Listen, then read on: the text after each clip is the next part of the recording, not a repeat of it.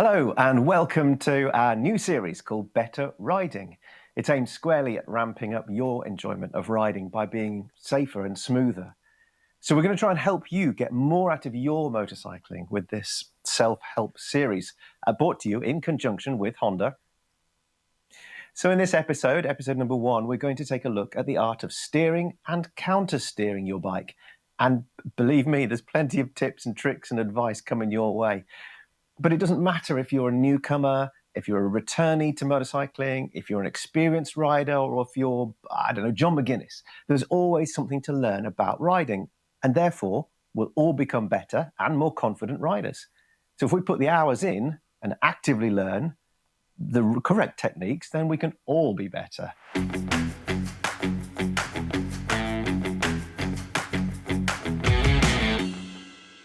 So, let's start by introducing Bike Social's Motorbike Coach, the man who's going to take us through the roadcraft, the machine control, and the mindset of steering is Mark McVeigh.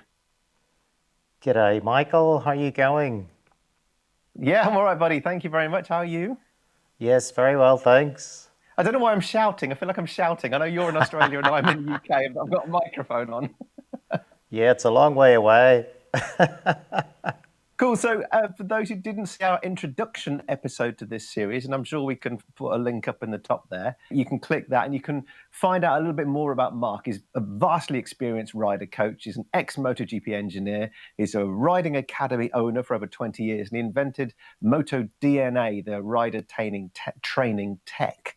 So he really is the man to trust. How about it, Mark? Should we get stuck in? Absolutely. Let's go. All right, well, let's start at the start. Everyone will have an opinion on this, I'm sure, but how do you steer a motorcycle? Yeah, well, the primary method is counter steering. And, 20 years as a motorbike coach, this is the technique that causes the most confusion, even though all riders are doing it without realizing.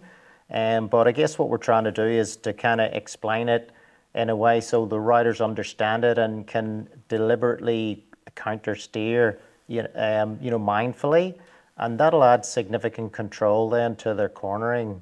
Interesting. So we're all doing it already, but we don't really know what we're doing. Go on, then tell us a little bit more about what is counter steering in that case. How do you do it? Well, first thing, we're just going to state the obvious maybe, and that's it. You have to lean a motorcycle to go around the corner. Okay, so pretty obvious thing, but let's just start with the basics.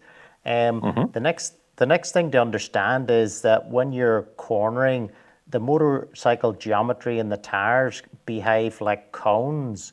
And what that means is that when you're in the corner, the front wheel points towards the inside of the turn. You can see in this shot here that the way it's kind of leaning in like that. And that's really important to understand. So the counter steer action is actually to start the turn, to get the bike to lean, and to finish the turn. And if you're in the corner, the wheel then is front wheel's pointing in. So they're the key things to try and understand. The next thing we'll talk a little bit about is the forces that are happening. So you can see here we've got a couple of arrows. So the red force, or the red arrow, it's a gravity. So it's pulling you down, pulling the bike down into the lean. And then the green arrow is the cornering force. A lot of people understand it as centrifugal force. And it's balancing against the gravity. So when you're in the corner, you don't really need much steering input because you've got the gravity force balancing out the cornering force. And if the bike was stationary, the bike would fall over. It's a really bizarre thing, but that's motorcycle dynamics. We've all been there, haven't we? We have. Well, we won't go there. But so now we've got the basics. Then we can kind of explain counter steering and have a look at that. And we use these animations, and they exaggerate the motion slightly so that we can communicate it. When you're riding your bike for real on the road, you won't notice this as much. It's kind of like a more subtle movement. So if we have a look at this graphic here, there's a few things to look at. So if we look up here at the top one and we just drag this back a little bit, so we're turning, we're going to steer around a right-hand corner. So we'll have a look at this, the right-hand handlebar, and also then the front wheel. So if we look at those two things, when we play through this video, it'll give us a bit of an understanding. You can see that kind of counter steer. We'll just bring it back and forward. So the counter steer, push right, and you can see the wheel goes the opposite of the corner, and then the bike falls over, and then as the bike settles in the turn, the cones come into action, and the bike will sit there with the wheel pointing in towards the corner. And then the opposite happens when you want to finish the corner. You can see now we're pushing on the outside bar, and the wheel kind of comes underneath the bike, and the bike picks up. So that's kind of gives you a bit of an understanding, graphically what's going on with the counter steering. Mark, that's a tremendous explanation and sort of visual representation of what happens. I mean, a lot of that must happen naturally. You mentioned at the beginning, and surely those graphics are slightly exaggerated. They're emphasized, aren't they? Because we don't put that much force in. Is that right? Yeah, exactly. It's very subtle, the movements. If we touch on the forces again, that you can see the bike, the way it kind of sits in the balance position there in the turn. The wheel is pointing inwards toward the corner, and the longer you hold the pressure on that inside bar, the further the bike will lean over. And then when you've reached the desired lean angle, you just release pressure on that inside bar, and the bike will sit there effectively with very little handlebar pressure. Do you need a certain amount of speed in order to start counter steering? Can you counter steer at any speed? It's kind of above walking pace, Michael. That's the way it kind of works. Anything above walking pace depends, on the bike, the weight and the size of the bike, and a bit on the geometry. But roughly speaking, it's speeds above walking pace. The key thing to understand is that the counter steer starts the turn. It gets the bike to lean, and then it finishes the turn in the middle of the corner. It's kind of not counter steering because the wheel is pointing inwards, if that makes sense.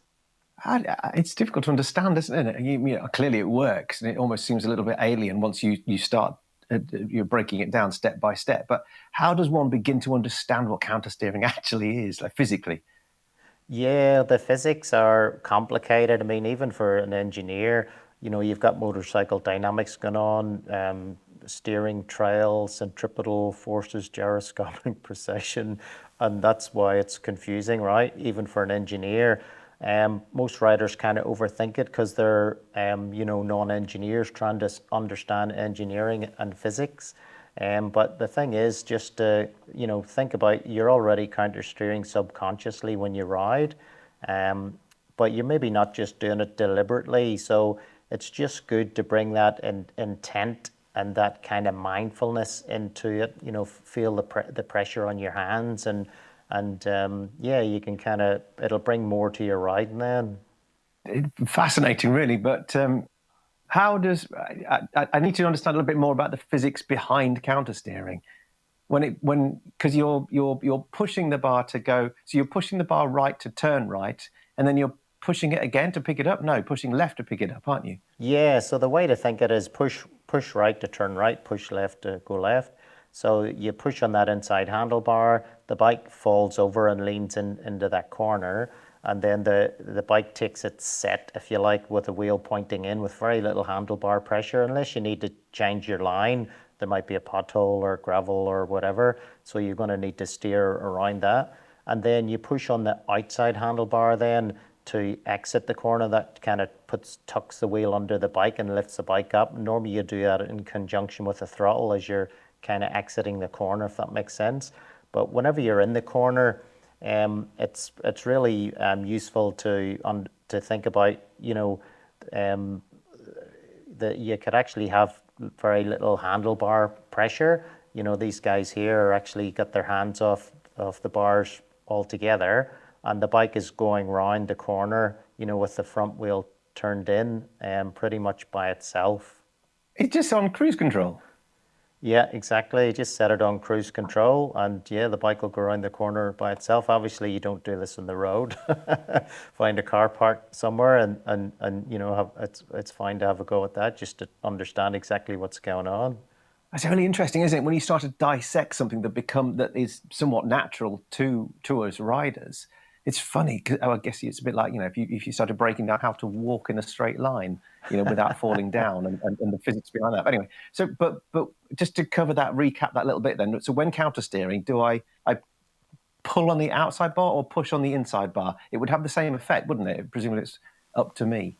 Yes, exactly. So when in the school, you can imagine the confusion that this causes, and especially with inexperienced riders. So we really emphasize push right to go right, push left to go left. But for sure, you're pushing on the inside bar and pulling on the outside bar at the same time without realizing it. But just with the confusion, that's the kind of fundamental thing.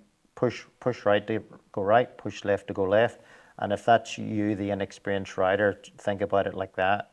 So I won't try and overcomplicate things at the moment by talking about the dynamics of the bike, the weight transfer under braking or suspension movements, but just sort of backing it up a bit. At what point do you start to counter steer into a corner?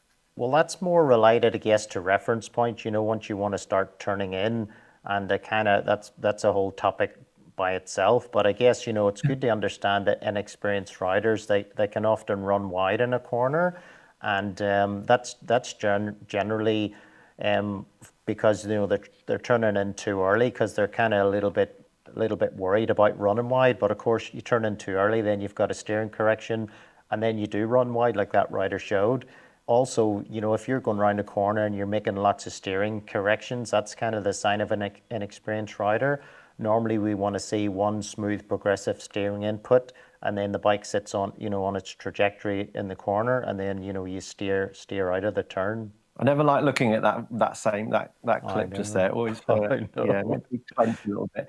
But if you're riding on a road that you're not familiar with and the corner tightens, Exhibit A with that video, what do you do then? You just add a bit more counter steering? Do you push a bit more? Yeah, for sure you can. And it's, you don't want any surprises like corners tightening up. You need to, I guess, consider that fundamental principle of riding, based on what you can see and being able to stop in the distance, that you can see in your line. But for sure, that, about half of motorbike crashes are single vehicles, so the riders are crashing all by themselves. And if we did more practice, in the car park, to understand counter steering, to understand what lane, to understand grip, then there would be less chance of this happening on the road, if that makes sense. Yeah, absolutely. And my next question is about the type of bikes. So whether you're on an adventure bike, you're on a cruiser, a naked, whether it's a Goldwing, a Fireblade, an Africa Twin, is there a sort of an ideal angle at which you should be pushing the handle? Is it to push we're talking about pushing and pulling, but is there an idea of or an ideal angle? Funny, I've got a graphic for that one.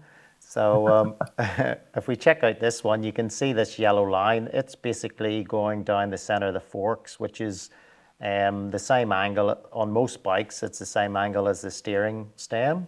And the ideal angle to push on the handlebar is 90 degrees to that steering stem. So if you're pushing down on the top like that, that's, you're not putting the force into the steering, if you like. But if you're pushing it at 90 degrees, then that's a much more efficient way to steer. And, the bike you get a really good roll right from steering and putting the steering input at 90 degrees to the handlebars like that. So if sometimes you might need to change the ergonomics on your bike or the handlebar position or whatever. I did a training day on Friday there, and probably 25% of the riders, we were adjusting levers and sent them away to do some homework and change the handlebar position because of things like that. So it's really important to look at your controls and how they're set up for you. We never stop learning, do we? We said at the very beginning, no matter how many years you've been riding, you can always pick up a tip or two. And this is something that my way home tonight, I'm going to be making sure it's 90 degrees. But tell me this, Yeah. Mark, how hard do I have to push those handlebars? Is it all a bit natural? Is it all quite light? What's the deal there? It is interesting. You hear a lot of people talking about, you can use the foot rests and, all these different kind of techniques to steer the bike, but really counter steering is the best way to do it, and if you look at these guys, in British Superbikes, I think it's 600, the, the, the distance or the time taken to go from the, one knee basically to the next knee is literally 2 seconds. So it's all steering. There's for sure they're dancing around on the foot pegs, and changing body position and stuff like that. But counter steering is the primary method for steering the bike. And at our school we do a lot of research, and one of the drills that we do is this figure eight drill, and it's kind of like a MotoCana, Gymkhana style circuit. You see a lot of the police, like in America especially, doing the rodeos, and same in Japan as well. So you can practice in that sort of controlled environment, and we love teaching in that, because you can give the feedback to the rider really quickly. They can do a couple of the laps, and you can see, quickly what needs to be done, and the rider can improve, step by step. And one of the research projects we did was instrumenting up the bikes with steering torque sensors, so we could measure the force that was actually going through the handlebars. And this is a little bit of data here. It looks a bit crazy at the minute, but I'll explain. There's 4 different riders here, and you've got Don. He's got a number beside, which is basically his score out of 100 for his machine control ability. So Don's a very inexperienced rider. And then you've got Taka, who's a bit more experienced. His score's up around 40. And then Mark, who's at 80. And then Tom, who's actually international motorbike racer. So his score's up 90, very good machine control. And on the graph, you've got the steering torque and the vertical. So the left and the right handlebar, and it's in Newton meters. So that's just basically the simple way to explain that is just the force. So the bigger the number, the more the force they're pushing through the handlebar. And then in the horizontal, we've got the speed. So you can see these really clear patterns. The inexperienced rider, this kind of got this triangle shape, which is they're kind of a little bit tentative, to counter steer at the higher speeds. And then it still kind of continues the same pattern for Taka. And then as the skill increases, you can see that it kind of flattens out. The riders are pushing the same force at lower speed as they are at their higher speed. So it's just super interesting to try and understand, different riders, and they're little idiosyncrasies, and it helps us then feed back that kind of research and knowledge into our training, because we know kind of what's going on with the bike dynamics. I'm guessing Mark is you, but Tom 90 was, I thought was kind of pseudonym for Michael, but I don't think it is it? Could be. Is there any other way that one can steer or counter steer faster? Well, the counter steering is purely through the handlebar. So, it's really the force that you push through the handlebar, and then I guess the setup of the bike, how wide the bars are, that type of thing. But there's other ways that you can steer the motorcycle faster outside of counter steering. One of the ways is body position. So this is a little bit of machine vision. Again, the research that we've done in our school, you can see this kind of circle, which is the center of mass of the rider. And you can see roughly the center line of the bike is kind of, running along there. So if you have the center line or the center of mass of the rider to the inside of the bike will turn into the corner quicker, and you'll get a faster roll rate. So that's one thing you can do is body position. And on the road, obviously, we don't ride around with our knee on the ground, or we shouldn't be. You do that at the track. But a little bit of body position's okay. And it's good to practice that again in the controlled environment and understand, hey, if I move my body off to the side of the bike, let's see what happens to the roll rate, because you might need to turn your bike quickly one day. So it's useful to, have that up your sleeve. Yeah, interesting. It's really good. Well worth doing those kind of those practicing those elements. Are there any other exercises that you could recommend? Not doing the figure of eights, but something that we can do on our commute that would sort of enhance our understanding of the elements of counter steering. Yeah, absolutely. I mean, just being mindful of the handlebar pressure, that's one of the things. So, you're counter steering intuitively. If you're riding a motorbike, you're counter steering. You just may not realize it. So, but just having some mindfulness of the handlebar pressure is good. And then especially, when you're in the turn, what's the pressure on your hands like when you're in the turn? Are you making lots of steering corrections? Or have you got one smooth progressive input? But the figure eight's great. This is you can do this kind of anywhere, and just practice, get a bunch of mates, and head off and find a quiet place somewhere. And we've got you can take a screenshot of this. These are the dimensions that we use. So you can set it up in your local car park, and practice makes perfect, as they say. That's ideal. So there's so many tips and tricks and little hints there, Mark. Thank you so much for No pointing them worries. all out. And as we said at the top of the show, there's always room for improvement. And if this is kind of the stuff that we're all doing naturally, but as soon as you start to understand it, you can get better at it. And we said in the intro episode, didn't we, that whether you're playing the saxophone or fishing or playing football or whatever, the more that you practice the right things, the better you're going to get at it, rather than just claiming that you are an experienced rider because you've been doing it for 40 odd years. Yeah. Fascinating. Thank you, Mark. Anything else you want to add at this point? Well, I guess just to summarize, counter steering is just one aspect of riding a motorcycle, and like most skills, it's that structured training and practice that's important. Not just practicing the wrong thing. And they have that saying about 10,000 hours to motorcycle mastery. So when you kind of put that into perspective, it's really important. But of course, more skill equals more fun as well. So it doesn't have to be boring. No, not at all. No, far from it. Motorcycling is certainly not boring. That's why we all love it. Awesome. Thank you, sir. Pleasure No as worries, always. Michael. Thank you. Take it easy. Awesome. Well, I hope everyone watching has taken at least one element of that away to practice on the next ride. I certainly will be, that whole 90 degrees thing. And anyway, practicing them out of pressure too.